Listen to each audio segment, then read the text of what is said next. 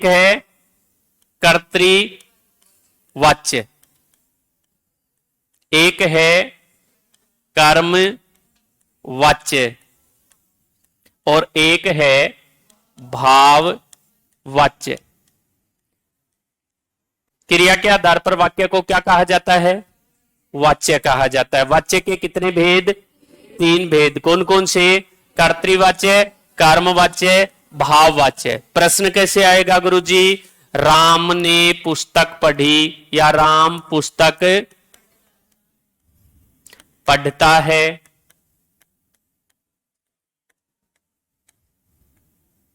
राधा के द्वारा गाना गाया गया और राधा से नाचा नहीं जाता। ये 3 वाक्य लिखे मैंने आपके सामने, ठीक है ना। अब तीनों वाक्यों में कर्तृवाच्य राम पुस्तक पढ़ता है, कर्मवाच्य राधा के द्वारा गाना गाया गया, भाववाच्य राधा से नाचा नहीं जाता।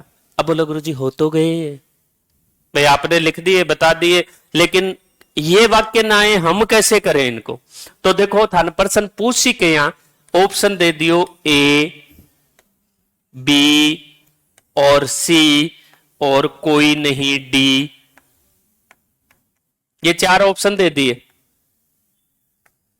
पहली प्रकृति प्रश्न पूछने की है, निम्नलिखित वाक्यों में से कर्तृवाच्य का चयन करो, कर्मवाच्य का चयन करो या भाववाच्य का चयन करो। या फिर 3 वाक्य दे दिए जाएंगे कर्तृवाच्य के, एक दे दिया कर्मवाच्य का, पूछ लेगा कर्तृवाच्य नहीं है। 3 दे दिए कर्म के और एक दे दिया कर्तृ का, पूछ ले कर्मवाच्य नहीं है। 2 दे दिए कर्म के, एक दे दिया कर्तृकार, एक दे दिया भाववाच्यकार, पूछ ले भाववाच्य कौन सा है।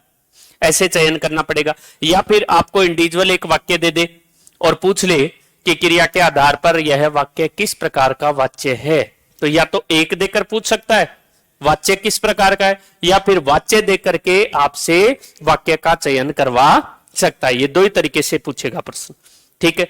अब हम तय कैसे करें कि कौन सा तो कर्तृवाच्य है, कौन सा कर्मवाच्य है और कौन सा भाववाच्य? केवल 5 मिनट आप लोग ध्यान से सुन लोगे तो कोई भी वाच्य आपका गलत नहीं होगा।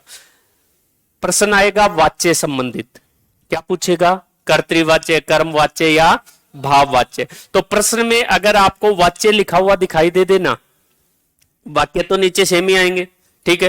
तो सबसे पहले आपको जाना है वाक्य के कर्ता के पास। किसके पास जाओगे? कर्ता। सबसे पहले पहचान किसकी करनी है कि वाक्य में कर्ता कौन है। तो इस वाक्य में कर्ता कौन? इस वाक्य में, ठीक है जी। सबसे पहले कर्ता के पास गए और ध्यान देंगे कर्ता के लिंग, कर्ता के वचन पर, क्योंकि कर्तृवाच्य क्या होता है?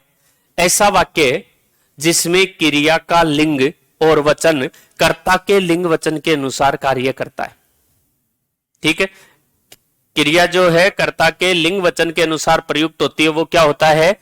कर्तृवाच्य होता है। अब हमें कैसे पता चले कि कर्ता के लिंग वचन के अनुसार हुई है या नहीं हुई? तो कर्ता का लिंग और वचन चयन करना है, ये हम बता देंगे। राम शब्द कैसे लिंग का है? पुल्लिंग शब्द है साहब। वचन कैसा है? एक वचन है। क्रिया क्या है? पढ़ता है। ये भी क्या है? पुल्लिंग है। और कैसी है? एक वचन है, ठीक है ना। दोनों सेम सेम आए। अब हमें कैसे बोध हो कि ये नित्य ही वैसा ही रहेगा? तो सबसे पहले हमें जाना किसके पास? कर्ता के पास। कर्ता के लिंग वचन का चयन करेंगे, पहचान करेंगे और पहचान करके कर्ता के लिंग और वचन को बदलेंगे। कर्ता अगर पुल्लिंग का है तो उसे स्त्रीलिंग में बदल लेंगे, स्त्रीलिंग करता है तो उसे पुल्लिंग में बदल लेंगे। राम की जगह के लिख दिया सीता। और ये कर्ता का लिंग वचन चेंज कर लिया ना। अब वाक्य को लिखो, सीता पुस्तक पढ़ता है, पढ़ती है। हमने क्या किया? केवल कर्ता के लिंग को बदला, क्रिया का लिंग अपने आप बदला या नहीं बदला? सीता पुस्तक पढ़ती है। अब वचन चेंज करके देख लें तो कर्ता के रूप में ले लिए हमने क्या, बच्चे पढ़ो, पुस्तक पढ़ते हैं। तो कर्ता का लिंग बदला, क्रिया का लिंग अपने आप बदल गया। कर्ता का वचन बदला, क्रिया का लिंग अपने आप बदल गया। इसका मतलब ये कैसा वाच्य है? क्यों? क्योंकि क्रिया जो है कर्ता के लिंग वचन के अनुसार प्रयुक्त हो रही है। दूसरे में देखो, देखे वाच्य आते ही हम जाएंगे तो किसके पास? कर्ता के पास। दूसरे में कर्ता कौन है? राधा। कैसे है? एक वचन स्त्रीलिंग है तो इसको किस लिंग में बदले? पुल्लिंग में बदले और लिख दे राम के द्वारा गाना गाया गया। बदली की क्रिया? नहीं बदली ना। बच्चों के द्वारा गाना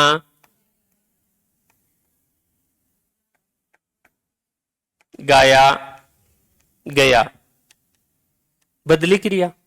अभी हमने लिखा राम पुस्तक पढ़ता है, सीता पुस्तक, बच्चे पुस्तक, लेकिन यहां पर देखो राम को बदला, राधा को बदला, बच्चों को बदला, लिंग वचन बदला, लेकिन क्रिया पर कोई प्रभाव पड़ा क्या? गाया गया, गाया गया, गाया गया ही आ रहा है।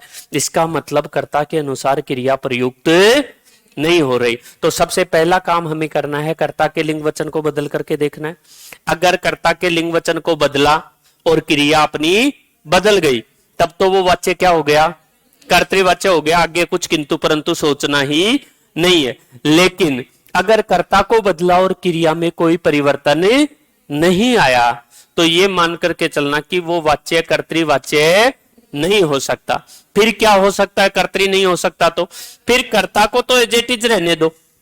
कर्ता तो जो स्त्रीलिंग पुल्लिंग बहुवचन दे रखा है वो वैसे का वैसे रहने दो, क्योंकि बदल कर देख लिया आपने, नहीं बदली। तो फिर उसे एज इट इज रहने दो। उस वाक्य में कर्म की पहचान करो। कर्म की पहचान करो। कर्म क्या है यहां पर? गाना। कर्म का लिंग वचन चेक करो।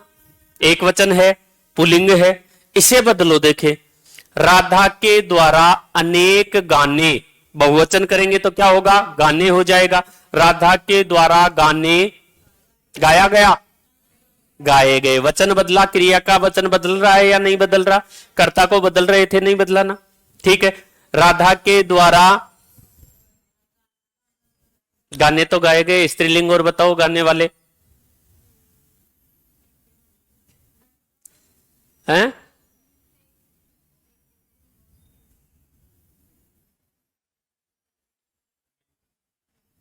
अनेक साखियां, राधा के द्वारा अनेक साखियां गाई गई। साखी क्या हो गया? स्त्रीलिंग। साखी गाई गई, गाना गाया गया, गाने गाए गए। बदल गई क्रिया। इसमें बदल करके देखो, राम को एज इट इज रखो, पुस्तक को बदल करके देखो। देखे राम पुस्तक पढ़ता है, राम पत्र पढ़ता है, राम अनेक पत्र पढ़ता है। बदली के क्रिया? कौन बदली ना? क्यों? क्योंकि वो कर्ता के अनुसार चल रहे हैं, कर्तृवाच्य है, इसलिए कर्ता के अनुसार ही बदलेगी। पहचान करने के लिए आप कर्ता के लिंग वचन को बदलोगे। क्रिया अगर बदल रही है तो वो वाक्य कैसा हो जाएगा? कर्तृवाच्य। अगर कर्ता के लिंग वचन के अनुसार क्रिया नहीं बदलती है तो हम किधर जाएंगे? कर्म कारक की ओर जाएंगे। कर्म कारक के लिंग वचन को बदल करके देखेंगे। अगर ऐसा करने पर क्रिया बदल जाती है तो फिर वो कैसा हो जाएगा? कर्म वाच्य हो जाएगा। लेकिन जैसे राधा से नाचा नहीं जाता, प्रस्तुत वाक्य में वाच्य बताओ तो वाच्य नाम आता ही सौ पहले जावांगा कि कन कर्ता के पास। कर्ता कौन है? राधा की जगह लिख दिया क्या? श्याम से नाचा नहीं जाता। बदली क्या क्रिया? बच्चों से नाचा नहीं जाता। बदली क्या क्रिया? नहीं बदली। इसका मतलब क्या मतलब हुआ अभी तक? कर्तृवाच्य तो नहीं है। अब कर्तृवाच्य नहीं होता तो हम किधर जाते हैं? कर्ता को छोड़कर कर्म की तरफ जाते हैं। बदला, कर्ता को बदल लिया, नहीं बदली तो कर्ता को एज इट इज रखना है। दो चीजों को एक साथ नहीं बदलना, या तो कर्ता को ही बदलो या कर्म को ही बदलो। अगर दोनों को साथ बदल लोगे तो पता ही नहीं चलेगा किसके अनुसार बदली। एक ने बदल देखा मैंने, नहीं तो बेरोपटा को। तो यहां पर राधा को एज इट इज रहने दो, फिर किधर चले? कर्म की ओर। कर्म क्या है? नाचना कर्म है? नाचना तो क्रिया हो या करे, बताओ देखें। कर्म है ही नहीं इसमें, अकर्म क्रिया है। कौन सी क्रिया? अकर्म क्रिया। इसके साथ कर्म का प्रयोग नहीं होता है। कर्म मिल नहीं रहा, अब क्या करा? कर्तृवाच्य हो को नहीं, कर्म ढूंढे डोई।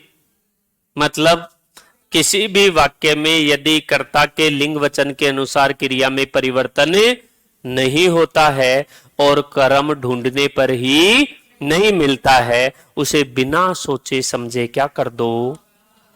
भाववाच्य कर दो। क्या कर दो? भाववाच्य। तीन बातें बताइए था ने के कर्ता का लिंग वचन बदला, क्रिया बदल गई तो कर्तृवाच्य। कर्ता का लिंग वचन बदला, क्रिया में परिवर्तन नहीं आया तो किधर जाएंगे? कर्म की ओर जाएंगे। कर्म के लिंग वचन को बदलेंगे, अगर क्रिया बदल गई तो वो क्या हो जाएगा? कर्मवाच्य हो जाएगा।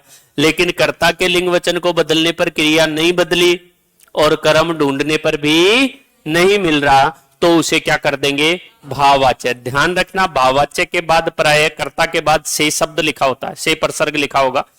हालांकि से प्रसर्ग का प्रयोग कर्मवाच्य में भी होता है, लेकिन से प्रसर्ग का प्रयोग कभी भी कर्तृवाच्य में नहीं होता। अगर कर्ता के बाद से लिखा हो, और शॉर्ट अगर इसे करें अपन, तो किसी भी वाक्य में अगर कर्ता के बाद क्या लिखा हो? से लिखा हो और क्रिया अकर्मक हो, क्रिया अकर्मक हो मतलब कर्म का प्रयोग न हो, तब तो करना है भाववाच्य।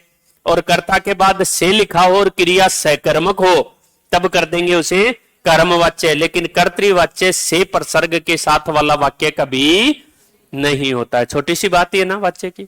कर्ता का लिंग वचन बदलो, कर्तृवाच्य।